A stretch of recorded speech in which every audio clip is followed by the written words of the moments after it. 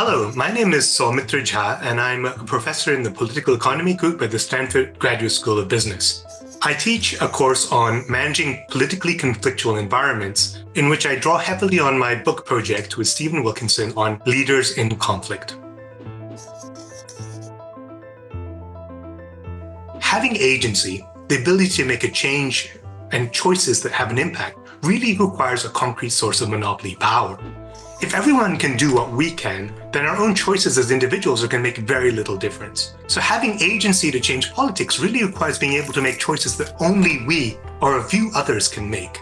Much of the time, in much of the world, such monopoly power is going to be in the hands of the usual suspects, those with very disparate wealth or political rights. So they tend to be traditional elites. For example, the reason why Henry VIII can change British history is because his dad was Henry VII, and so he was able to change the religion of the country that he used to rule. However, this idea of monopoly power can really allow us to reconcile some of the deep questions and debates in history and political economics between those who emphasize deep economic and political forces that kind of drive things versus those who emphasize the role of individual actions and choices.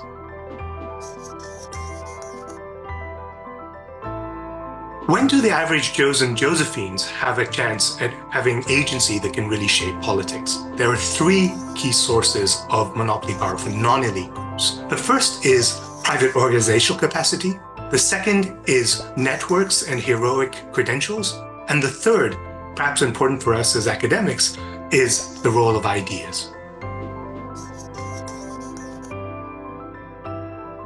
So the first key source of monopoly power is the development of private organizational skills.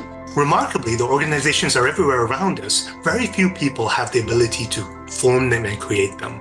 Though oftentimes in history, a key setting where the non-elites have learned how to do this is in the aftermath of war. Moments when elites have little option but to allow people to learn how to fight and organize are often environments when these non-elites, can come home and really reshape politics by learning how to organize outside the existing political system. Some examples include veterans who organized for democracy in England after the Napoleonic Wars and racial justice in the US after World War II. Also for communism in Russia, also after World War I, and for right-wing extremism in Germany and Italy in that same war. What happens when everyone has learned how to fight and organize? When the private organizational skills are widely available, which often happens in the aftermath of mass mobilization for war. In this case, the risk of large-scale civil conflict becomes even greater, and organizational skills cease to be a source of monopoly power. So the people who have agency and influence then are going to be those that these people trust. So those who have developed heroic credentials through exemplary sacrifice, or those that have been able to bridge different disparate groups by being network entrepreneurs. Oftentimes, heroes themselves build heroic networks, and therefore are able to influence history.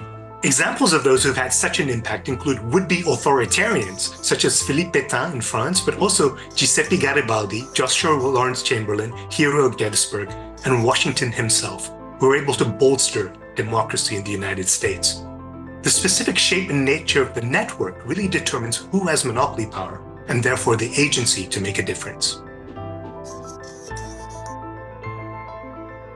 The third key source of monopoly power is that of ideas.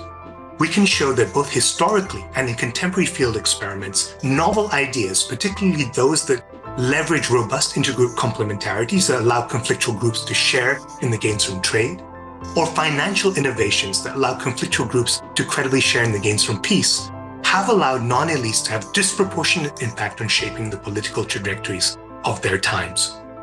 Learning from these non-elite technocratic reformers like Alexander Hamilton and others, we've been able to implement contemporary field experiments that have allowed us to test and show that individuals can be better positioned to manage their own political risks, rebuild trust in one another and democratic institutions, and rebuild support for peace. From tribal India to Brexit Britain, the Israel-Palestine conflict in rural Mexico, we discuss how new research, building on the lessons of the past, has yielded promising and scalable paths to rebuilding peace and renewing faith in democracy, even in contexts of persistent conflict, high corruption, and democratic backsliding.